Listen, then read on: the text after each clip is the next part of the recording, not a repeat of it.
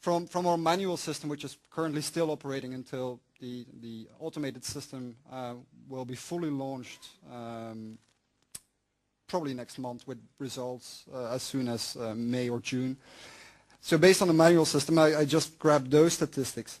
I don't think you'll see many surprises here. Germany is still ranking the list of CCTLDs. That is worldwide, by the way. The rest, these numbers are based on statistics that we as Centre have. So you won't see China, Australia, Brazil, and Japan. I think the only other 4 countries outside of Europe that have a CCTLD that has grown over 1 million domain names. So Germany heading the list. UK, not really a close second, but a second.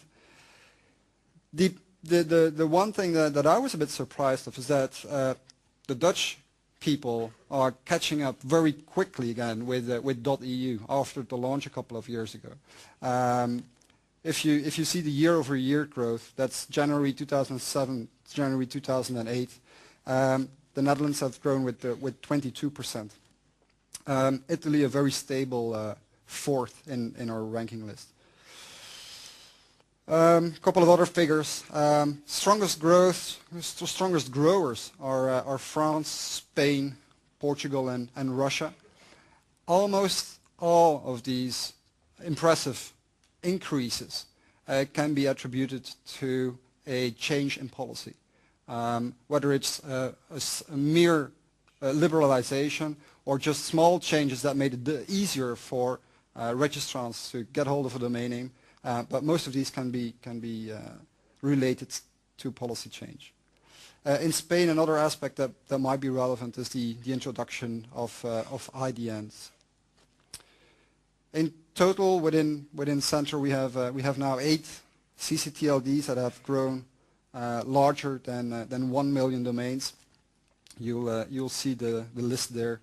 I think France and Switzerland were the latest members of that elite club. We do have numbers for GTLDs. We even have them sporadically broken down per country. Frankly, I personally find them completely unreliable and would not feel comfortable in presenting them to the forum.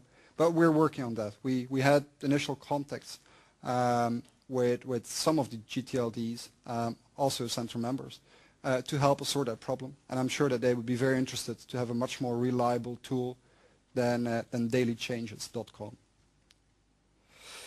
A last thing which I wanted to grab your attention for, and maybe from some of you your help as well, is an important study that we're going to do. We can look at those numbers and we can have our best guesses, and I can try to figure out that a policy change was what really made a difference and really started the growth of the domain. But there are so many factors that we will dedicate significant resources to write a study on that specific topic. And we didn't invent that ourselves. We will start from the basis that one of our sister organizations, Asian Pacific Top Level Domain Association, had started. APTLD, together with Professor Matthew Zook, whom I'm sure many of you are familiar with, drafted such a study for Asia. Unfortunately, I had to work with a pretty small example, and quite a few of the factors that we would like to see included were not present there, such as a price increase. What does that do with demand for domain names? Their study is freely available on their website. If you go to aptld.org and you go to their Bangkok meeting, you'll find it there. The URL was way too long to publish it here, but it's pretty easy to find. I would definitely encourage you to have a look at it. And for those who are interested in that type of work, I would also encourage you to let us know if you want research into any specific elements. Obviously, there is a limit. I mean, the limit is decided by what is measurable.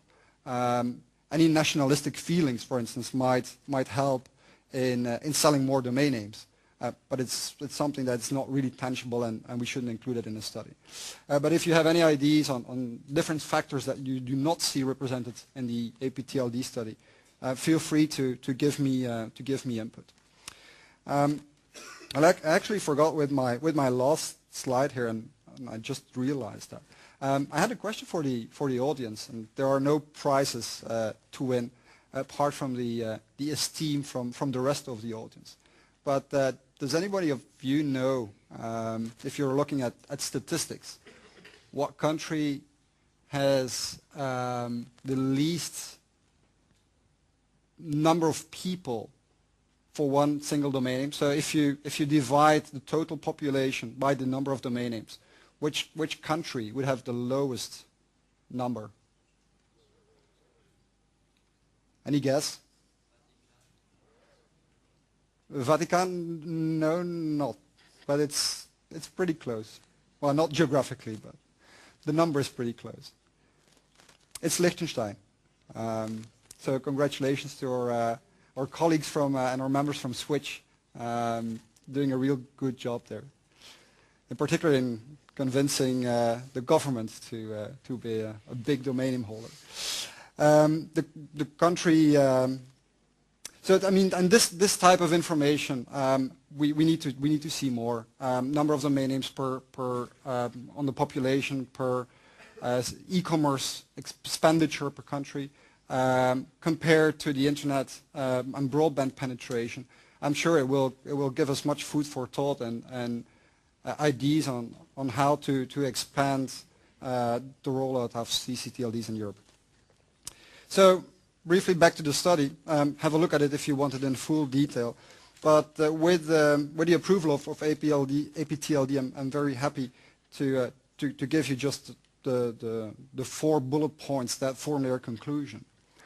If they look, and again we're talking about Asia, so it's a different market from Europe, and I hope that the center study will show that too.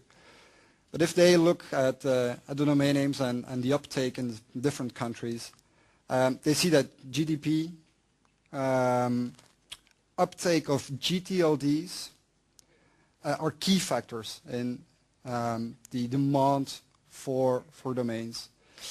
Price is relevant, although it is very much related to a specific registry.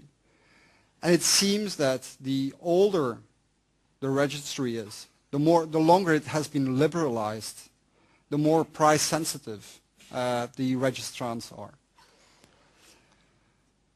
Introduction of a second level domain has the first weak and obvious effect. There is a land rush. A lot of people grab a second level domain. In the longer term, it does not seem to have any significant impact on the growth, on the expected growth of a CCTLD. One that struck me personally is that allowing IDN domains does not seem to have an effect. I'm thinking that I see a different conclusion when I look at what happened in Spain with their significant increase. But in Asia, and these were countries that have all non-Latin scripts, it did not seem to matter that much, and I thought that was a very interesting conclusion. That's it for me. Some cheap advertisement to conclude. Have a look at our website. There is quite a lot that is restricted to our members, but we're doing everything we can to provide you with more and more information on a daily basis. There's also a news section there, which you might find very relevant. We also have a yearly publication called DomainWire. You can download it from that same website. My colleague and I have some hard copies with us, so I'm sure you will be able to find us if you're interested in reading. Thank you so much for your time. My contact details, you can find them on the presentation. I really welcome any input on what I said or on how I said it. So thanks for your attention.